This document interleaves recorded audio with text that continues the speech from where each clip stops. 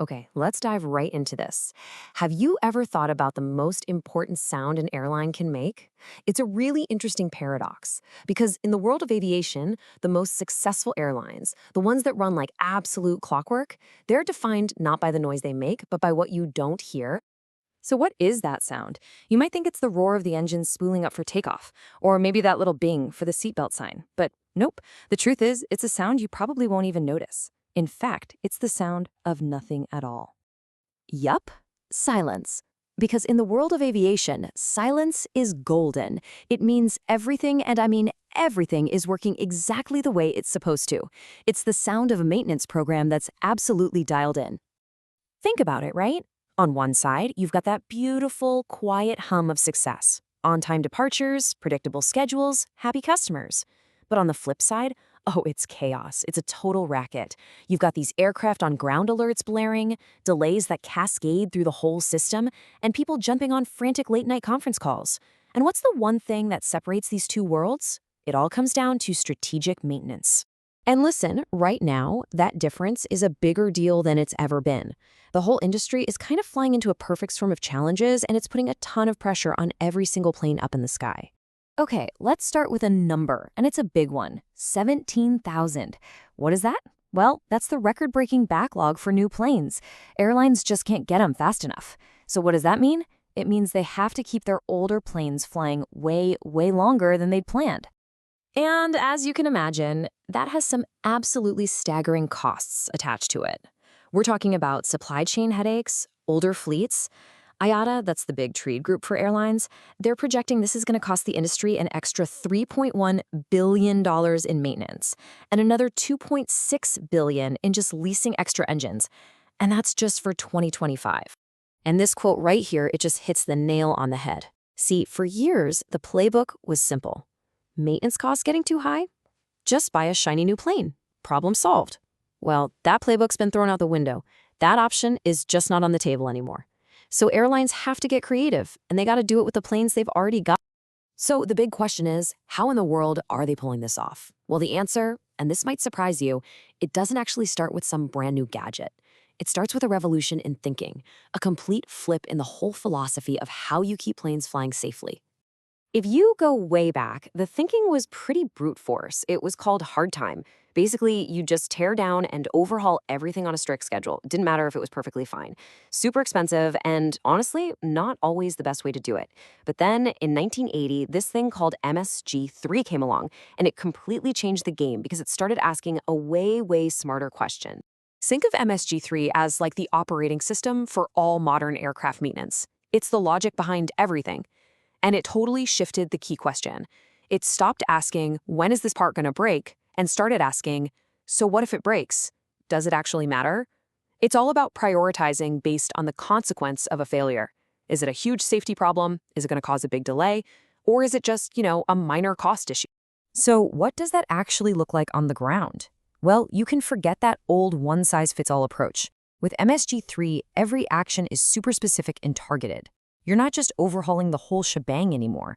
You're doing something very specific, lubricating this, inspecting that, replacing this other thing, all based on a really clear goal. It's just so much smarter and way more effective. And here's where MSG-3 is just, frankly, genius. It's how it deals with something called hidden failures. Think about it. A backup fire extinguisher. If it's broken, how would you know? Nobody knows. At least, not until the main one fails too, and by then, you're in a really bad spot. MSG's logic is designed specifically to hunt down these silent, hidden problems before they have a chance to team up and cause a disaster. Okay, so you've got this incredibly powerful logic as your foundation. Now, what happens when you layer some really cutting-edge technology on top of that? Well, this is where things get really cool. This is where we go from just reacting to problems to actually predicting them. Let's check out a few real-world examples of how this whole predictive revolution is working. First up, we've got Lufthansa Technique and their Aviator platform. They used AI to go after one of the single most annoying, head-scratching problems in the entire maintenance world. It's called the no-fault found error. You know the drill. A warning light comes on, the mechanics pull apart, they send it to the repair shop, and the shop says, there's nothing wrong with this. It's a huge waste of time and money, but Eviatar's AI is a game changer. It's constantly watching all the sensor data, looking for these tiny little patterns that a pilot would never see, and it can predict the exact part that's about to fail. It just stops that whole wasteful cycle dead in its tracks. All right, next up, Delta Tech Ops. They took this predictive power and aimed it right at one of an airline's biggest expenses, the engines. I mean, trying to guess which parts an engine would need during a big overhaul, it was basically a coin toss, right? They were only about 60% accurate. But Delta's Apex program, it uses all this real-time data to get that accuracy over 90%. We're talking about repair times getting chopped from over 150 days down to under 90 and saving them 8 figures. That's tens of millions of dollars. And for you and me, that means our flights are a heck of a lot more likely to be on time. And for our last example, let's look at Air France. This one really shows the incredible power of just looking at the data to make parts last way, way longer. So they were looking at data from this part called an air cycle machine. Basically, how often they had to pull it off the plane unexpectedly. And they noticed a weird pattern. Water was getting in. The fix? You're not going to believe it. A simple little drain hole. And the result? Just look at that. They doubled the life of the part. It went from lasting 22,000 hours to 44,000 hours. All from a tiny hole. So when you put it all together, right, you take that smarter logic from MSG3, you add this amazing predictive tech, you realize this isn't just about fixing planes anymore. This is about completely rewriting the rules for the entire business of flying. So what are the big takeaways? What are the main tools in this new toolkit? Well, you've got things like interval escalation, using data to prove you can do big checks less often.